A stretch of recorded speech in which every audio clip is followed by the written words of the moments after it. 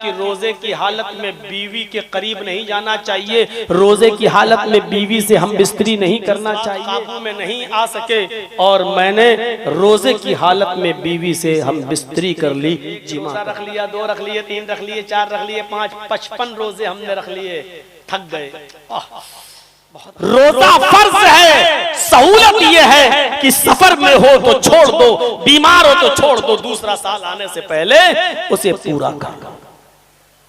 वुजू भी फर्ज है नमाज के लिए, वुजू भी फर्ज है नमाज के लिए। आपका वुजू नहीं है तो आपको हर नमाज के लिए वुजू करना ही है। अगर आपको वुजू के ठंडे पानी से अगर बीमारी बढ़ने का खतरा है तो सहूलत इस्लाम के अंदर यह है कि तुम तयम्मुम करके नमाज पढ़ लो। अगर पानी नहीं मिल रहा है तो तुम पाक मिट्टी पर तयम्मुम करके नमाज पढ़ लो। अगर पानी के इस्तेमाल से बीमारी के बढ़ने का खदशा और अंदेशा हो तो फिर पाक मिट्टी से तयम्मुम करके आप नमाज पढ़ लो। ये सहूलत है इस्लाम के अंदर, दीन नाम है सहूलत। इसके अंदर जबरदस्ती नहीं है कि तुम्हें ये करना ही है। बीमार हो तब भी खड़े होकर नमाज पढ़ो, नहीं। खड़े होने की ताकत नहीं फिर भी खड़े होकर पढ़ो, नहीं। ये इस्लाम के अंदर नहीं। मेरे भाइयों, अपनी अपनी सहूलत के हिसाब से इस्लाम के अंदर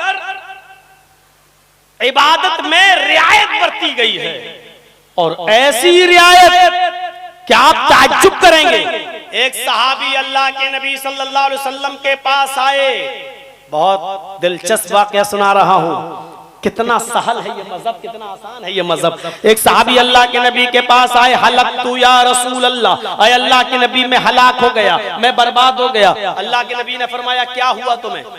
कहा अल्लाह के रसूल मैं रोजे से था और आपने फरमाया कि रोजे की हालत में बीवी के करीब नहीं जाना चाहिए, रोजे की हालत में बीवी से हम बिस्तरी नहीं करना चाहिए, लेकिन हम अपनी बीवी के पास बैठे थे, बोसो किनार कर रहे थे, जज्बात काबू में नहीं आ सके और मैंने रोजे की हालत में बीवी से हम बिस्तरी कर ली, जिमा कर लिया।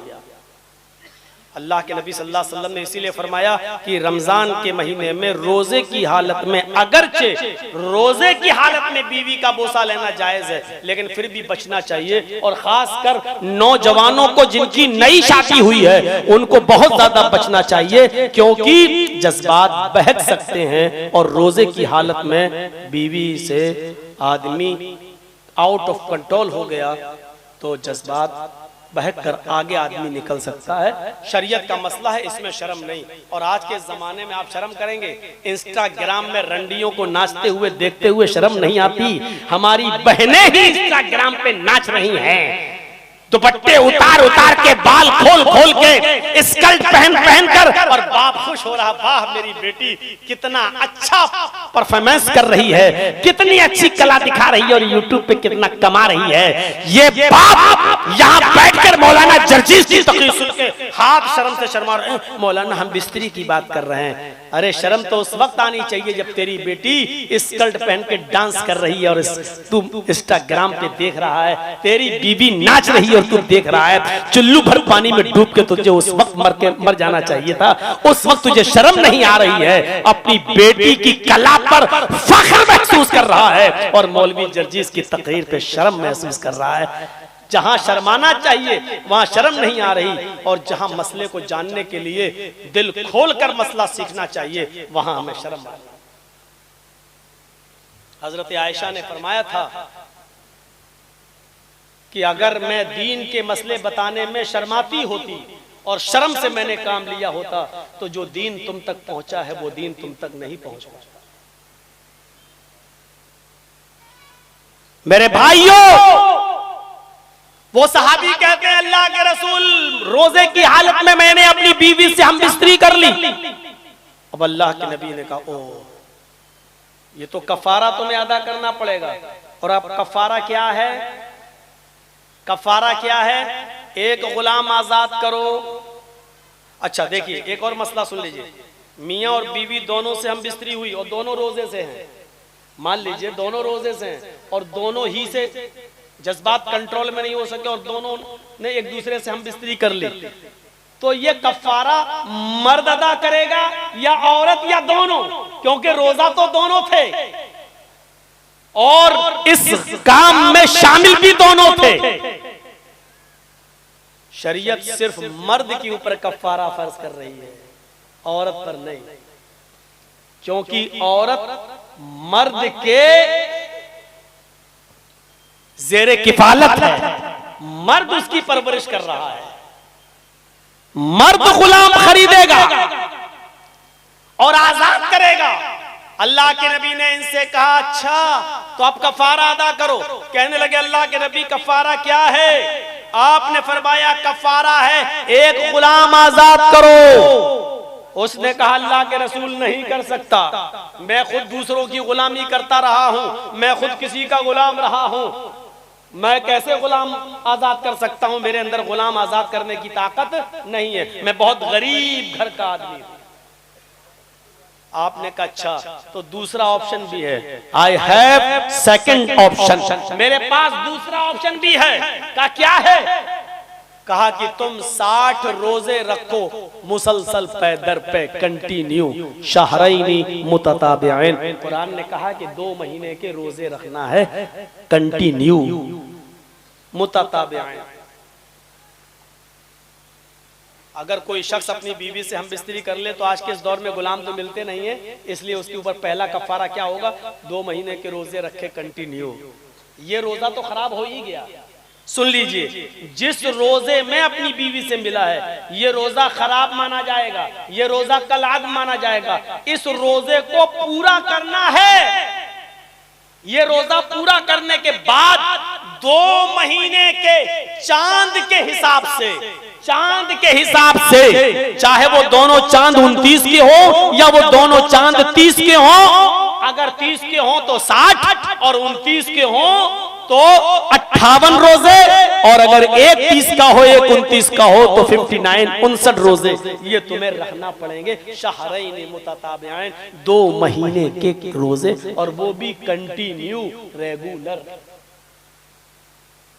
कंटिन्यू रेगुलर का मतलब समझ रहे हैं ना? एक रोजा रख लिया, 2 रख लिए, 3 रख लिए, 4 रख लिए, 5, 55 रोजे हमने रख लिए, थक गए, बहुत हार्ड हो गया है, चलो एक दिन सस्ता लेते हैं, छोड़ देते हैं, एक दिन में आराम कर लूं, 5 रह गए, बाकी बाद में पूरे कर लेंगे। और जहां आपने एक रोजा छोड़ दिया सस्ताने के लिए, बिना किसी उज्र के, बिना किसी बीमारी के, बिना बुखार के, बिना पेट के दर्द के, बिना लूज मोशन के, बिना किसी उज्र बीमारी के अगर हमने एक रोजा छोड़ दिया आराम करने के लिए कि 5 रह गए बाद में पूरा कर लेंगे, एक रोजा जैसे ही आपने छोड़ा 55 रोजे आपके बेकार हो गए, खत्म। अब फिर से रखो 1 से लेके 60। शहरैन मुतताबिऐन। सजा देख रहे हैं इस्लाम के अंदर। यहां जितने बैठे हैं ना सब दूध के धुले नहीं हैं। ऐसे बहुत से लोग होंगे जिनसे ये हरकत हुई होगी रोजे की हालत में।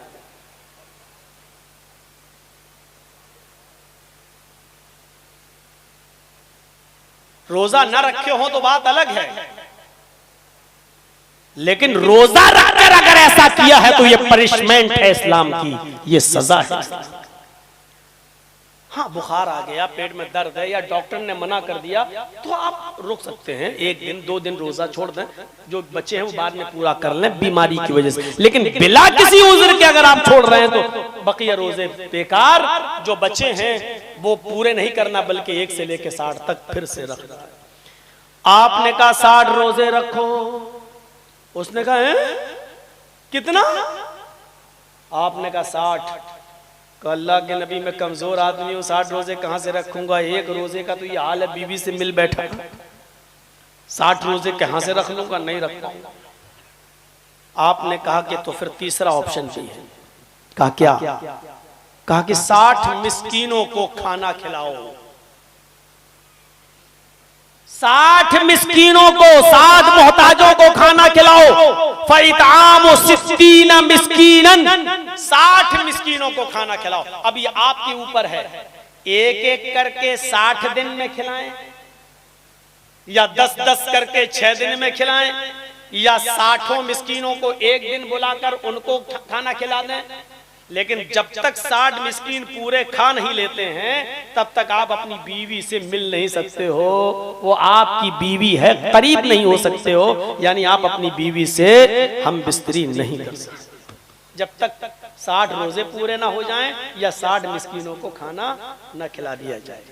अब आप एक एक करके खिला रहे हैं तो 60 दिन रुकना पड़ेगा, अगर आप 10-10 करके खिला रहे हैं तो 6 दिन रुकना पड़ेगा, और आप 60 को एक दिन में बुला के खिला देते हैं तो आपको एक ही दिन रुकना है। और जिस दिन आपने खिला के फारिग कर दिया आपकी बीवी हो गई चाहिए, और आप अपनी बीवी के साथ राजी राजी और खुशी खुशी रहिए, मिलिए, कोई दिक्कत नहीं।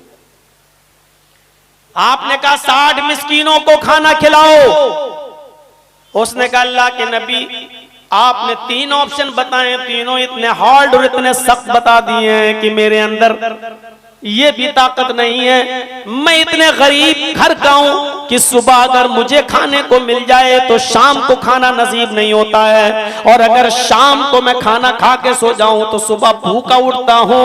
आए अल्लाह के नबी, मैं खुद अपने आप को और अपने बच्चों को दोनों टाइम का खाना नहीं खिला पाता, मैं 60 मिस्कीनों को खाना कहां से खिलाऊंगा। देखिए इस्लाम के अंदर सहूलत देखिए, सजा है, पनिशमेंट है, लेकिन इस आदमी के लिए तीनों ऑप्शन में से कोई ऑप्शन इसके पास नहीं था। तब अल्लाह के रसूल ने मस्जिद में नमाज पढ़ने वाले सहाबा से फरमाया, सुनो तुम्हारे भाई से गलती हो गई, खता हो गई, और इसको पनिशमेंट में ये 3 ऑप्शन है, इसके पास कोई एक ऑप्शन भी पूरा करने की ताकत नहीं है। इसके लिए चंदा करो और इतना माल इकट्ठा करो कि अपने गांव अपने कबीले में जाए और वहां के लोगों को सदका खैरात कर सके, वहां के गरीबों में कुछ सदका खैरात कर सके।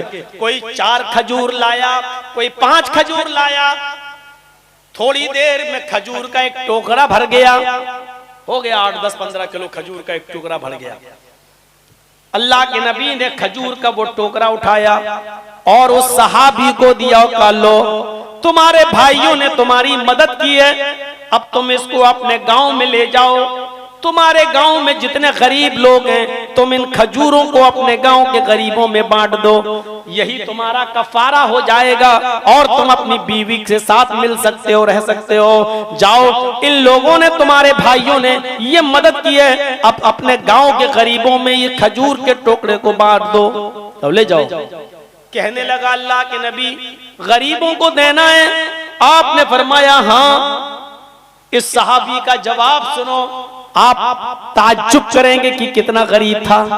उसने कहा अल्लाह के रसूल आप कह रहे हैं मैं अपने गांव के गरीबों में ये खजूर तकसीम करूं, अल्लाह की कसम आप मेरे गांव में चलकर देखिए, मेरे कबीले में चलकर देखिए, मेरी बस्ती में जाकर देखिए, अय अल्लाह के रसूल मेरी पूरी बस्ती में, मेरे पूरे कबीले में, मेरे पूरे गांव में मुझसे ज्यादा गरीब आपको कोई नजर ही नहीं आएगा। मैं ही अपने इलाके का सबसे गरीब इंसान हूँ, मैं ही अपनी बस्ती का सबसे गरीब और सबसे जरूरतमंद इंसान हूँ।